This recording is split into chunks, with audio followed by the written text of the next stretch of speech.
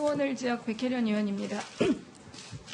정말 지난 몇 주간 너무나 시끄럽던 것 같습니다. 이번 청문회를 통해서 후보자가 해명하실 부분들은 해명하고 국민들이 정말로 조국 후보자가 법무부 장관이 될 수 있는 능력과 자질이 있는지 검증하는 청문회가 되기를 원합니다.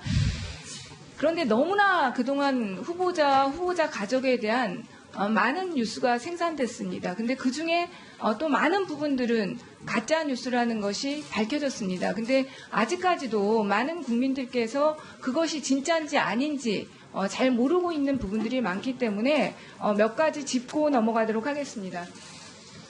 정말 후보자의 청문 지명이 되고 나서 저의 제일 먼저 언론을 달구었던 것 중에 한 부분이 후보자의 딸이 어떤 시험도 없이 고등학교도 가고 대학교도 갔다.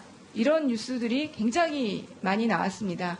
조국 딸이 지원한 분야는 어학특기자 전형이었다. 그런데 결국 진짜 한영이고 입학과 관련해서 특별 전형으로 들어갔고 시험도 안 받고 그것이 달궜는데 지금 현재 밝혀진 것은 일반 전형으로 합격했다는 것이죠.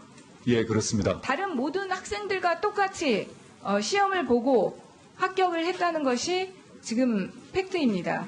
그리고 고려대도 또 특별 전형으로 들어갔다. 그렇게 굉장히 뉴스에서 많이 나왔는데 결론적으로는 세계 선도 인재 전형으로 합격을 했고 그것은 수시 1차 850명 중에서 200명이나 해당되는 전형이었습니다. 그리고 조국 후보자의 딸이 제출한 성적을 보면 일단 저희가 여러 가지 것을 많이 보지만 시험 성적 객관적으로 볼 수 있는 것은 AP 점수와 그리고 탭스 점수로 볼 수 있습니다. 그런데 AP는 5과목 중에 4과목 만점을 받았죠. 제가 다 기억나지 않습니다만 3과목 만점은 확실히 기억이 납니다. 제가 확인한 것은 오히려 5과목 중에 4과목 만점입니다. 이 정도 성적이라고 하면 사실 그 당시의 기준에 비추어서 서울대까지도 갈 수 있는 어떻게 보면 그런 전형이 있다고 보면요. 굉장히 고대에서도 우수한 성적을 가진 것으로 확인이 되었습니다. 그리고 조국 딸 고교 때 또 제3저자 경쟁을 나왔다면서 공주대에서도 논문을 발표한 것처럼 보도됐습니다. 그런데 결국 그것은 논문이 아닌 발표 초록에 불과했고 제3저자도 아니고 세 번째 발표자라는 것이 밝혀졌습니다. 그리고 의전은 합격 직전에 조국 딸 주민등록생일 7개월 늦췄다. 이렇게 보도가 됐는데 의전은 합격증에 보면 결국 생년월일이 원래 생년월일이었던 1991년 2월로 기재되어 있습니다. 그렇기 때문에 이런 주민등록 생일을 정정한 것이 어떤 영향도 미치지 않았다는 것이 객관적인 자료에 의해서 드러났습니다. 그리고 그야말로 정말 그 아들의 학폭 연루 의혹 그것은 반대로 뒤집혀서 아들이 학교 폭력의 가해자가 아니라 피해자라는 것이 드러났고 또 포르쉐를 타고 다닌다 조국 딸이 그런 보도도 결국 포르쉐가 아닌 파란색 아반떼를 탔다는 것이 확인됐습니다.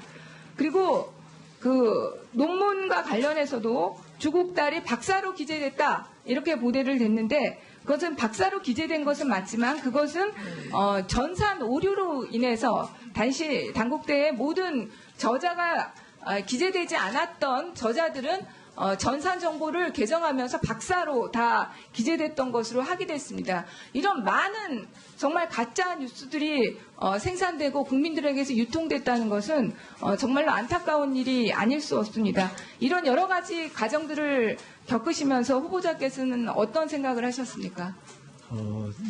지금 의원님들께서 말씀하셨던 저에 대한 비난 이건 참 다 제가 감내하고 반성해야 한다고 생각합니다. 근데 저희 아이에 대해서 완벽히 허위인 뉴스가 이렇게 유포된 것은 저희 아이로서는 참 감내할 수 없는 그런 고통이었습니다. 좀 가슴이 아픕니다.